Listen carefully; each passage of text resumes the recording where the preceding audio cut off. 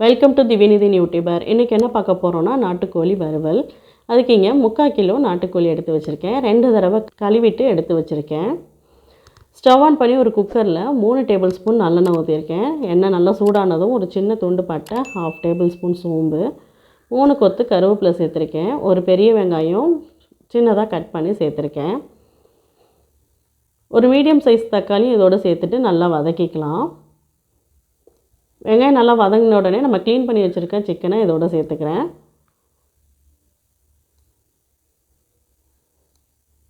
Chicken எந்த அளவுக்கு வதங்குதோ அப்போ தான் நல்லாயிருக்கும். கூடவே தேவையான அளவுக்கு உப்பு, 1/2 டேபிள் ஸ்பூன் மஞ்சத்தூள் சேர்த்து நல்லா கலந்து விட்டுக்கலாம்.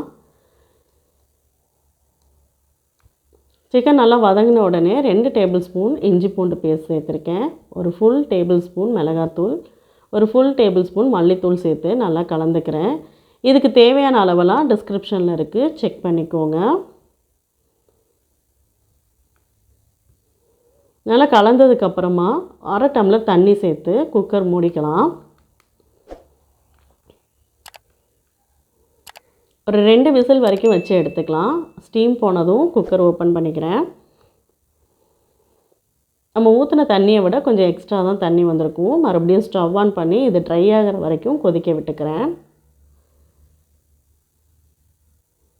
இடையில கலந்து விட்டுக்கணும். இந்த ஸ்டேஜில் உப்பு செக் பண்ணிவிட்டு தேவைப்பட்டால் சேர்த்துக்கலாம்.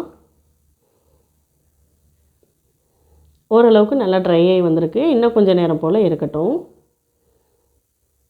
இப்போ நல்லா ட்ரை ஆனதுக்கப்புறமா 1/2 டேபிள் ஸ்பூன் சோம்பு, 1/2 டேபிள் ஸ்பூன் சீரகத்தூள் சேர்த்துருக்கேன். தேவையான அளவுக்கு மிளகுத்தூள் சேர்த்துக்கலாம். நான் இங்கே 1 டேபிள் ஸ்பூன் மிளகுத்தூள் சேர்த்துருக்கேன். இந்த ஸ்டேஜில் ஆஃப் பண்ணிவிட்டு அப்படியே எடுத்துக்கிறதுனா எடுத்துக்கலாம். இது சாப்பாட்டோட பிணைஞ்சு சாப்பிட்றதுக்கு ரொம்பவே நல்லாயிருக்கும். இன்னும் கொஞ்சம் போல் ட்ரை ஆகட்டும்னு நான் இன்னும் கொஞ்சம் நேரம் வச்சுருக்கேன். கொஞ்சமாக கொத்தமல்லி சேர்த்து கலந்துக்கலாம். அவ்வளோதான், ரெடி ஆகிடுச்சு. நல்லா ட்ரை ஆனதும் அவ்வளோதாங்க, சாப்பிட தயாராகிடுச்சு. இந்த வீடியோ உங்களுக்கு பிடிச்சிருந்ததுன்னா லைக் பண்ணுங்கள், ஷேர் பண்ணுங்கள். சென்டரில் இருக்க லோகோ டச் பண்ணி நம்ம சேனலை சப்ஸ்கிரைப் பண்ணிக்கோங்க. தேங்க்ஸ் ஃபார் வாட்சிங்.